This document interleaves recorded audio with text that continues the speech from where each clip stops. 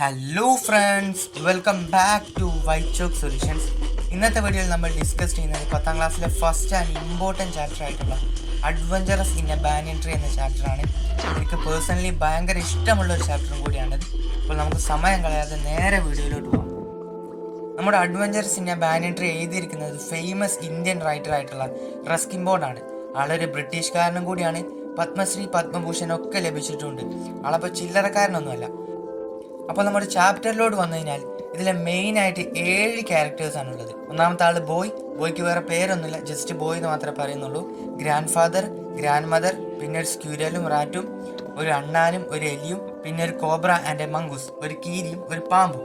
ഇവരാണ് മെയിൻ ക്യാരക്ടേഴ്സാണ് വരുന്നത്. അപ്പോൾ നമ്മുടെ കഥ മുഴുവനും നമുക്ക് പറഞ്ഞു തരുന്നത് ബോയാണ്. അപ്പോൾ നമുക്ക് പറയാം, he's the narrator of the story. അപ്പോൾ നമ്മുടെ കഥ നടക്കുന്നത് ഹിമാലയത്തിൻ്റെ താഴ്വരയുള്ള ദഹ്റ എന്നൊരു പട്ടണത്തിലാണ്. നമ്മുടെ ബോയ് പറയുകയാണ്, എൻ്റെ വീടിൻ്റെ മുറ്റത്ത് വലിയൊരു ആൽമരമുണ്ട്. ആ ആൽമരം എൻ്റേതാണ്. കാരണം എന്താണ്? 65 വയസ്സുള്ള ഗ്രാൻഡ് ഫാദറിന് അതിൻ്റെ മുകളിൽ വലിഞ്ഞു കയറാനൊന്നും പറ്റില്ല. എൻ്റെ മുത്തശ്ശി എപ്പോഴും മുത്തശ്ശനെ കളിയാക്കുമായിരുന്നു. 117 വയസ്സുള്ള കൗണ്ടസ് ഓഫ് ഡെസ്മണ്ട് എന്ന സ്ത്രീ വരെ ഈ മരത്തിൽ കയറുമായിരുന്നു. പക്ഷെ എന്താ സംഭവിച്ചത്? അവർ ആപ്പിൾ മരത്തിൽ നിന്ന് വീട് മരിച്ചിട്ടില്ലായിരുന്നെങ്കിൽ. അപ്പോൾ 117 വയസ്സുള്ള കൗണ്ടസ് ഓഫ് ഡെസ്മണ്ടിന്റെ കാര്യം പറഞ്ഞ് ഗ്രാൻഡ് മദർ ഗ്രാൻഡ് ഫാദറിനെ എപ്പോഴും കളിയാക്കുമായിരുന്നു. അങ്ങനെ നമ്മുടെ ബോയ്ക്ക് അവിടെ ആദ്യമായൊരു ഫ്രണ്ടിനെ കിട്ടി. ആരാണത്? എ സ്മോൾ ഗ്രേ സ്ക്വിരൽ, ഒരു ചെറിയ ചാര നിറമുള്ള അണ്ണാനായിരുന്നു അത്. ഇവൻ ആദ്യമായി സ്ക്വിരൽ കണ്ട സമയത്ത് അത് പേടിച്ച് പുറകോട്ട് പോയി.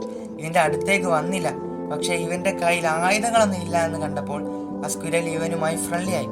ഏതൊക്കെയാണ് ആയുധങ്ങൾ? കറ്റാപ്പൾട്ട് ഓർ എയർ ഗൺ. ഈ കറ്റാപ്പൾട്ട് എന്ന് പറഞ്ഞു കഴിഞ്ഞാൽ പണ്ടൊരു കോലിൽ റബ്ബർ ബാൻഡ് കിട്ടിയൊരു സാധനം ഉണ്ടായിരുന്നു, അതാണ്. അങ്ങനെ ഇവനുമായി സ്ക്വിരൽ ഫ്രണ്ട്ലി ആയി കേക്ക് ബിസ്ക്കറ്റൊക്കെ ഇവന്റെ കയ്യിൽ നിന്ന് വരെ വാങ്ങാനായിട്ട് തുടങ്ങി. പക്ഷേ സ്ക്വിരലിന്റെ ബന്ധുക്കളൊക്കെ വിചാരിച്ചിരുന്നത് ഒരു മനുഷ്യനുമായി കൂട്ടുകൂടുന്ന ഈ സ്ക്വിരൽ ഒരു മണ്ടൻ തന്നെയാണെന്നാണ്. അങ്ങനെ വസന്തകാലം വന്നു കഴിഞ്ഞാൽ ആൽമരം മുഴുവനും ചെറിയ ചുവന്ന പഴങ്ങളുണ്ടാകും. ഇത് കഴിക്കാനായി എല്ലാ തരത്തിലുള്ള പക്ഷികളും അവിടെ എത്തും. ഈ സമയത്ത് അവിടെ വെച്ച് ഏറ്റവും ശബ്ദമുള്ള സ്ഥലമായിരിക്കും ഈ ബാനിയൻ ട്രീ. അങ്ങനെ നമ്മുടെ ബോയ് ബാനിയൻ ട്രീയിൽ ഒരു പ്ലാറ്റ്ഫോം ഒക്കെ ഉണ്ടാക്കി. ഈ പ്ലാറ്റ്ഫോം എന്ന് പറഞ്ഞാൽ മരത്തിൽ ഇരിക്കാൻ പറ്റുന്ന ചെറിയൊരു സെറ്റപ്പ്. എന്തിനാണ് അവൻ ഉണ്ടാക്കിയത്? ഉച്ച കഴിഞ്ഞുള്ള സമയങ്ങളിൽ അവന് ബുക്കുകളൊക്കെ വായിക്കാൻ.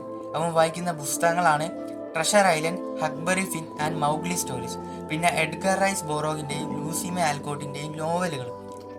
ഇതൊക്കെയാണ് അവൻ വായിക്കുന്ന പുസ്തകങ്ങൾ. ചില സമയങ്ങളിൽ ഇവന് വായിക്കാൻ ഒരു മൂടൊന്നും ഉണ്ടായില്ല. അപ്പോൾ അവൻ ചില്ലകൾക്കിടയിലൂടെ താഴോട്ടൊക്കെ നോക്കുമ്പോൾ അവൻ കാണുന്ന കാഴ്ചകളാണ് മുത്തശ്ശി അലക്കിയ തുണികൾ അയലിൽ നിന്ന് എടുക്കുന്നത്, അല്ലെങ്കിൽ പാചകക്കാരൻ പച്ചക്കറി വിൽക്കാൻ വന്നവരോട് വിലപേശുന്നത്, അതും അല്ലെങ്കിൽ മുത്തശ്ശൻ പൂന്തോട്ടത്തെ നോക്കി പിറുവിറുക്കുന്നത്. ഇതൊക്കെയാണ് നമ്മുടെ ബോയ് സാധാരണ ബാനിയൻ ട്രീയിൽ നിന്ന് ചെയ്യാറുള്ളതും കാണാറുള്ളതുമായ കാര്യങ്ങൾ. പക്ഷെ കൂടുതൽ എക്സൈറ്റിംഗ് ആയിട്ടുള്ള ഒന്നും തന്നെ ഉണ്ടാവാറില്ല. അങ്ങനെ നിൽക്കുമ്പോൾ ഒരു ഏപ്രിൽ ഉച്ച കഴിഞ്ഞുള്ള സമയത്ത് ഇവൻ ഇങ്ങനെ ബാനിയൻ ട്രീയിൽ ഇരിക്കുകയാണ്. ഗ്രാൻഡ് ഫാദറും ഗ്രാൻഡ് മദറും ഉൾപ്പെടെ എല്ലാവരും വീടിൻ്റെ ഉള്ളിലാണ്. ഇവനും ചെറിയ ക്ഷീണമൊക്കെ തോന്നി വീടിൻ്റെ പുറകുവശത്തുള്ള കുളത്തിൽ പോയി കുളിച്ചാലോ എന്നൊക്കെ വിചാരിച്ച് ഇങ്ങനെ ഇരിക്കുകയാണ്. ആ സമയത്താണ് ഇവനൊരു കാഴ്ച കാണുന്നത്. എന്താണത്? ഒരു വലിയ കോബ്ര മുൾച്ചെടികളിൽ നിന്ന് ഇങ്ങനെ എഴഞ്ഞു വരുന്നു. അതേസമയം തന്നെ അടുത്തുള്ള ഒരു കുറ്റിക്കാട്ടിൽ നിന്നൊരു മംഗൂസും ഒരു കീരിയും കോബ്രക്ക് നേരെ വരുന്നു. ഇവർ രണ്ടും ഇങ്ങനെ അടുത്തെത്തി ഫേസ് ടു ഫേസ് ആയിട്ട് ഇങ്ങനെ നിന്നു. കോബ്രക്കറിയാം ഈ 3 അടിയുള്ള കീരി ഒരു സൂപ്പർബ് ഫൈറ്റർ ആണെന്ന്, അതേപോലെ ക്ലവറും അഗ്രസീവും ആണെന്ന്. എന്നാൽ കോബ്ര അത്ര മോശക്കാരനൊന്നുമല്ല. കോബ്ര ഭയങ്കര സ്കിൽഫുള്ളും എക്സ്പീരിയൻസ്ഡും ആയിട്ടുള്ള ഒരു ഫൈറ്ററാണ്. കോബ്രക്ക് പ്രകാശ വേഗതയിൽ കൊത്താനുള്ള കഴിവുണ്ട്. അങ്ങനെ ഇവർ രണ്ടുപേരുള്ള ഒരു യുദ്ധം തന്നെ തുടങ്ങാൻ പോവുകയാണ്. കോബ്ര പത്തിയൊക്കെ വിടർത്തി അതിൻ്റെ നാവ് പുറത്തോട്ടും ഉള്ളിലോട്ടും ഇങ്ങനെ ചലിപ്പിച്ച് മംഗൂസിന് നേരെ നിന്നു. അപ്പോൾ മംഗൂസ് ആണെങ്കിലോ അതിൻ്റെ കുറ്റിരോമങ്ങളൊക്കെ ഉയർത്തി ഇങ്ങനെ നിന്നു. പക്ഷെ ഇവർ രണ്ടുപേരും പോയി മരത്തിൻ്റെ മുകളിൽ നിന്ന് ഇതെല്ലാം കാണുന്നുണ്ടെന്നുള്ള കാര്യം അറിയുന്നില്ല.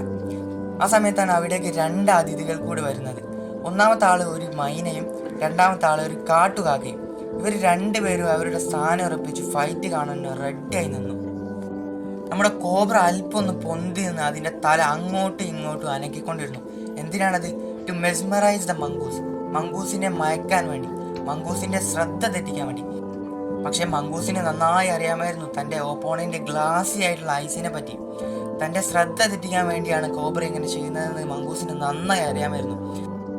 അതുകൊണ്ട് തന്നെ കോബ്രയുടെ കണ്ണിലേക്ക് നോക്കുന്നതിന് പകരം കോബ്രയുടെ പത്തിയുടെ താഴെയുള്ള ഭാഗത്തായിരുന്നു മംഗൂസ് പോയിന്റ് ചെയ്തിരുന്നത്. ആ സമയം മംഗൂസ് പെട്ടെന്ന് കോബ്രക്ക് നേരെ ചാടി. മംഗൂസാണ് ആദ്യത്തെ മൂവ് ചെയ്യുന്നത്. Immediately cobra സ്ട്രക്ക്. പെട്ടെന്ന് തന്നെ കോബ്ര തിരിച്ചു കൊത്തി. അപ്പോൾ നമ്മുടെ ബോയ് വിചാരിച്ചു, ഓ ഇനി ഒന്നിനും മംഗൂസിനെ രക്ഷിക്കാൻ പറ്റില്ലെന്ന്. അത്രയും സ്പീഡിലായിരുന്നു കോബ്ര കൊത്തിയത്. പക്ഷെ നമ്മുടെ മംഗൂസ് ചെറിയ പുള്ളിയാണോ? അല്ല. ആ കൊത്തുന്ന സമയം തന്നെ മംഗൂസ് മറ്റൊരു സൈഡിലോട്ട് മാറി കോബ്രയുടെ ബാക്കിൽ ഒരു കടി കൊടുത്തു. ആ സമയം തന്നെ നമ്മുടെ കാഴ്ചക്കാരായ ക്രോയും മൈനയും പറന്ന് മിഡ് എയറിൽ നിന്ന് തിരിച്ച് അതിന്റെ സ്ഥാനത്തേക്ക് തന്നെ പോയി. മംഗൂസിന്റെ കടി കൊണ്ട് കോബ്രയുടെ ബാക്കിൽ ചെറിയ രീതിയിൽ ചോരയൊക്കെ പൊടിയുന്നുണ്ടായിരുന്നു. കോബ്ര വീണ്ടും കൊത്താൻ ശ്രമിച്ചു, അതും മിസ്സായി. വീണ്ടും ശ്രമിച്ചു, അതും മിസ്സായി. ഈ സമയങ്ങളിൽ മുഴുവനും മൈനയും ക്രോയും മിഡ് എയറിൽ പറന്നു വരും. അവർ തമ്മിൽ കൂട്ടിമുട്ടും, തിരിച്ച് അവരുടെ സ്ഥാനത്തേക്ക് പോകും. അങ്ങനെ മൂന്നാമത്തെ റൗണ്ട് എത്തി. ഈ റൗണ്ടിലും പഴയ പോലെയൊക്കെ തന്നെ സംഭവിച്ചു. പക്ഷെ ഒരു വ്യത്യാസമുണ്ട്. ക്രോവും മൈനയും പറന്നു വന്ന് മിഡ് എയറിൽ നിന്നു. മൈനക്ക് തൻ്റെ സ്ഥാനത്തേക്ക് തിരിച്ചു പോകാൻ പറ്റി. എന്നാൽ ക്രോ ആണെങ്കിൽ അതിന് കൺട്രോൾ കിട്ടാതെ ഇങ്ങനെ നിൽക്കുന്ന സമയത്ത് കോബ്ര അതിൻ്റെ പത്തി ഉപയോഗിച്ച് കാക്കയെ ശക്തമായ ഒരു അടി കൊടുത്തു. ആ അടിയിൽ കാക്ക തെറിച്ചു ഗാർഡനിൽ പോയി വീണു. അതായത് ക്രോ ഇസ് ഡെഡ്. കാക്ക ചത്തുപോയി. അങ്ങനെ നമ്മുടെ യുദ്ധക്കളത്തിലാണെങ്കിൽ കോബ്ര ഭയങ്കര വീക്കായിരുന്നു. ഈ ഒരു അടിയും കാര്യങ്ങളൊക്കെ കഴിഞ്ഞപ്പോൾ കോബ്ര ഭയങ്കര വീക്കായി. മംഗൂസ് ആണെങ്കിലോ നല്ല ചുറുചുറക്കോടെ നിന്നു. കോബ്രക്ക് നേരെ ചാടി കോബ്രയുടെ മൂക്കിന് താഴെ കടിച്ചു പിടിച്ചുകൊണ്ട് ബുഷസിലോട്ട് കൊണ്ടുപോയി, കുറ്റിക്കാടിലോട്ട് കൊണ്ടുപോയി. അപ്പോൾ അവിടെ നോക്കി നിന്ന മൈന മെല്ലെ താഴോട്ട് ഇറങ്ങി ചാടി ബുഷസിന്റെ അടുത്ത് വന്ന് എന്തോ പറഞ്ഞുകൊണ്ട് പറന്നുപോയി. അത് ഉറപ്പായും മംഗൂസിനോടുള്ള ഒരു കൺഗ്രാറ്റുലേഷൻസ് ആയിരിക്കും. ഇതെല്ലാം കഴിഞ്ഞപ്പോൾ ബോയ് മെല്ലെ ബാനിയൻ ട്രീയിൽ നിന്ന് ഇറങ്ങി വീട്ടിലേക്ക് ഓടിപ്പോയി. ഗ്രാൻഡ് ഫാദറിനോട് നടന്ന സംഭവങ്ങളെല്ലാം പറഞ്ഞു. ഗ്രാൻഡ് ഫാദർ ആണെങ്കിൽ മംഗൂസ് ജയിച്ചുകൊണ്ട് ഭയങ്കര സന്തോഷവും. അങ്ങനെ ഇരിക്കെ ഗ്രാൻഡ് ഫാദർ ഒരു ദിവസം ബസാറിൽ നിന്ന് ഒരു വൈറ്റ് റാറ്റിനെയും കൊണ്ടുവന്നു, ഒരു എലിയും. ഈ എലിയും നമ്മുടെ സ്ക്വിരലും കൂടെ ബാനിയൻ ട്രീയിലൂടെ ഓടി കളിക്കും. ഇവർ നല്ല ഫ്രണ്ട്സായി. ഒരു ദിവസം ഈ സ്ക്വിരൽ ഒരു കൂടുണ്ടാക്കാൻ ശ്രമിച്ചു. ആദ്യം നമ്മുടെ ബോയുടെ പോക്കറ്റിലൊക്കെ ഉണ്ടാക്കാൻ നോക്കി. പിന്നീട് ഒരു ദിവസം ഗ്രാൻഡ് മദറിൻ്റെ ഒരു സൂചി കാണുന്നില്ല. ഇവന് എവിടെയൊക്കെ നോക്കിയിട്ട് അത് കാണുന്നില്ല. പിറ്റേ ദിവസം ബാനിയൻ ട്രീയുടെ ഒരു പൊത്തിൽ നിന്ന് എന്തോ തിളങ്ങുന്നത് പോലെ തോന്നി. അവിടെ നോക്കിയപ്പോൾ നമ്മുടെ ബോയ്ക്ക് ഗ്രാൻഡ് മദറിൻ്റെ സൂചി കിട്ടി. കൂടാതെ അവൻ മറ്റൊരു കാഴ്ചയും കൂടി കണ്ടു. അവിടെ 3 ചെറിയ വെള്ള അണ്ണാൻ കുഞ്ഞുങ്ങളും ഉണ്ടായിരുന്നു. ഗ്രാൻഡ് ഫാദർ ആണെങ്കിൽ ഇതിനു മുമ്പ് വെള്ള അണ്ണാനെ കണ്ടിട്ട് തന്നെ ഉണ്ടായിരുന്നില്ല. അപ്പോൾ ഗ്രാൻഡ് ഫാദർ നമ്മുടെ ബോയോട് പറഞ്ഞു കൊടുത്തു, ഇതിൻ്റെ അച്ഛൻ ഉറപ്പായി നമ്മുടെ വൈറ്റ് റാറ്റ് തന്നെ ആയിരിക്കും. കാരണം എലിയും അണ്ണാനും ഒക്കെ ഒരേ വർഗത്തിൽ പെടുന്നതാണ്. So guys, this is end of the story. ഇതേപോലുള്ള വീഡിയോകൾക്ക് വേണ്ടി ചാനൽ ജസ്റ്റ് ഒന്ന് സബ്സ്ക്രൈബ് ചെയ്യുക. വീഡിയോ ഇഷ്ടപ്പെട്ടെങ്കിൽ വീഡിയോക്ക് ലൈക്ക് കൂടെ ചെയ്യുക. അപ്പോൾ അടുത്ത വീഡിയോയിൽ കാണാം. ബൈ.